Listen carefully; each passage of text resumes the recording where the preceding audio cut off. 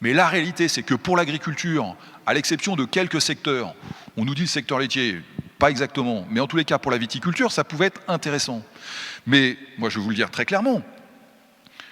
au Brésil, et je respecte mes collègues brésiliens, qui sont d'ailleurs, le Brésil est un État souverain qui décide la manière dont il fonctionne, moi je ne fais pas de commentaires, voilà. Mais nos collègues producteurs de volailles au Brésil utilisent par exemple une hormone, enfin un antibiotique accélérateur de croissance qui s'appelle la flavomycine, qui est interdit en France depuis 2006, et en Europe.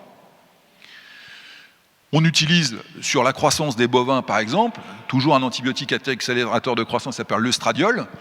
interdit en Europe, c'est un peu l'EPO, si je compare aux cyclistes, hein, voilà, vous gonflez vos vaches dans un délai très court, on ne retrouve pas la matière active parce que c'est comme l'EPO, si vous ne prenez pas le cycliste sur l'instant, 3 jours après, vous ne retrouvez rien, et on amène ça. Eh bien, à un moment, il faut être cohérent, Soit on impose des règles et on les fait appliquer, soit on n'est pas en capacité d'échanger parce qu'il n'y a pas de loyauté, de réciprocité. Et c'est tout le combat que nous avons mené. Et je le dis parce que le Mercosur était l'objet un peu paroxystique, mais je pourrais vous parler de l'accord de l'Ukraine qui est probablement pire.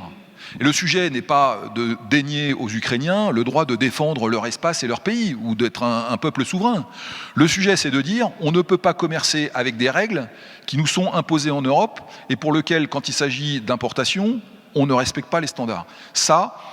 détruit de la valeur, ça détruit de l'emploi, ça détruit de la valeur ajoutée. Et je le dis parce que, indépendamment de l'agriculture, tout le monde a compris qu'en termes de finances publiques, notre pays était arrivé au bout du bout, et que si demain, on veut essayer de redresser les finances de ce pays, il n'y a pas 50 manières de le faire.